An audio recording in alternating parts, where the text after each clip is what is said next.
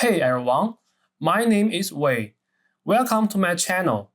Today, we are diving into a pretty common issue with InstantID in ComfyUI, especially if you try to do a face swap. Here's the thing, it tends to keep the same composition as your reference image. So, let's say you upload a headshot for your reference, and you are hoping for a full body image from your prompt. What you end up with? Yep, still a headshot. And it doesn't matter if your reference is a half body shot either. Ask for a full body and you are still getting just a half. But don't worry, I've got a fix for this. I've come up with a workflow that lets us swap the face in the photo with any reference image we want. So let's get into how you can do this too and make the most out of InstantID. Let's jump right into how I tackle face swapping with some cool tools.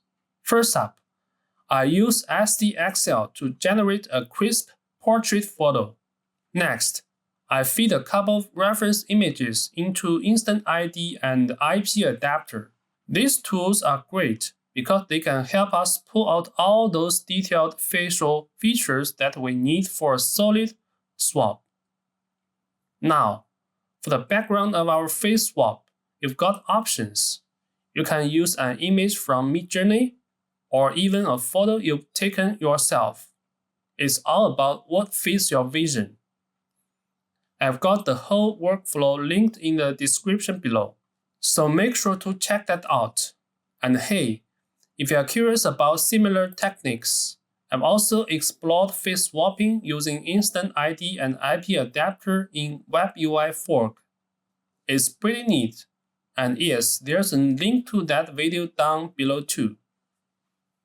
Alright, let's dive into creating the workflow that will generate the photos we need for our face swaps using FaceDetailer.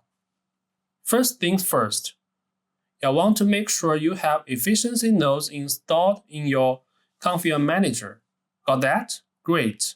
Next step, we are going to load up FaceDetailer's efficiency loader.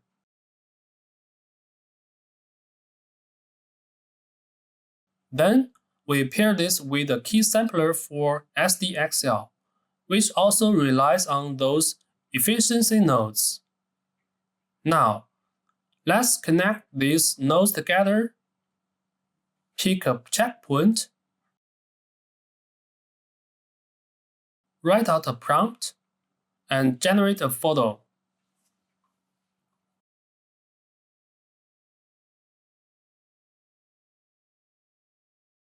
Once our image is ready, it's time to get into the actual face swapping. We'll use a node called FaceDetailer for this. But before you load FaceDetailer, make sure the Impact Pack node package is installed in your ComfyUI manager. This node is super handy as it's built to repaint and correct disfigured faces. Plus, it automatically recognizes the face area, which means no more drawing face mask by hand.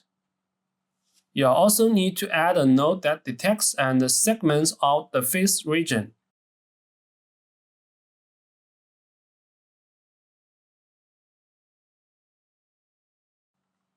Let's get that set up as well. Now, let's connect all these nodes.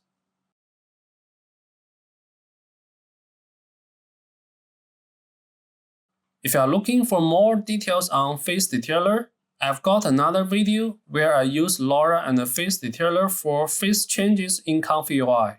I'll drop that link in the description too.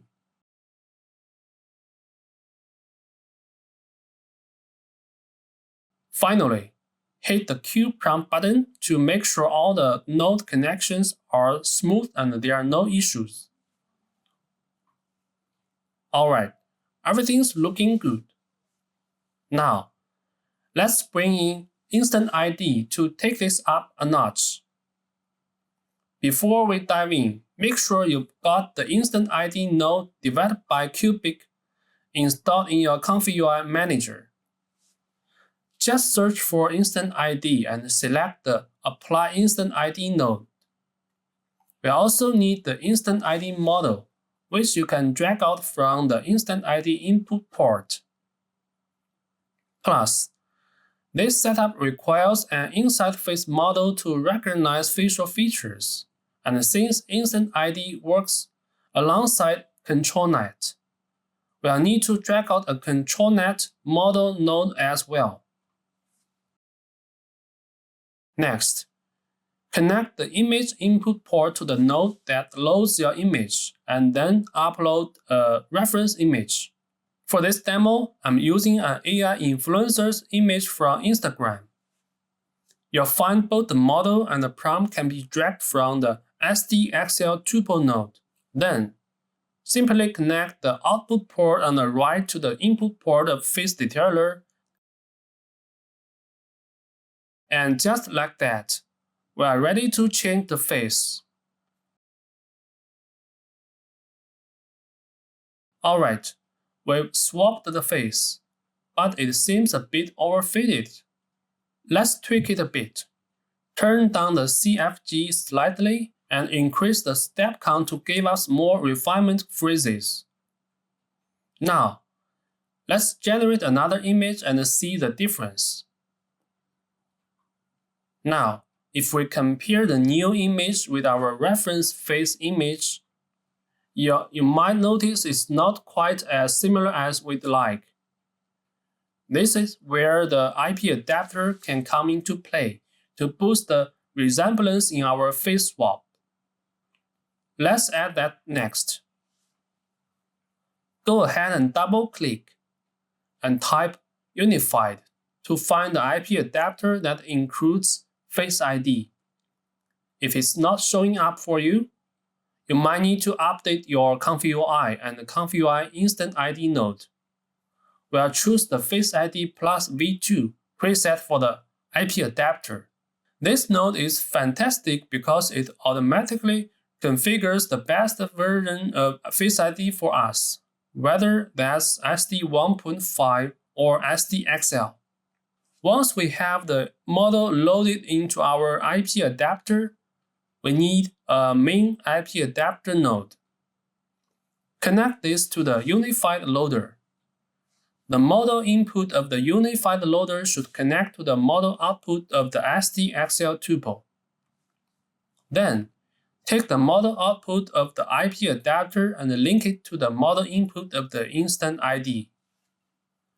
For the image input, this can either connect back to the reference image using an InstantID or another image loading node. Alright, setup is complete. Let's generate this new image and see how our adjustment will improve the face swap. Alright, let's take a look at how our adjusted image compares to the original reference headshot. It looks like we are getting closer in similarity, but there's still a bit of overfitting happening. Let's tweak our setup again. We'll head back to the IPAdapter node, lower the weight a touch, and reduce the number of ending steps. Then, let's generate another image.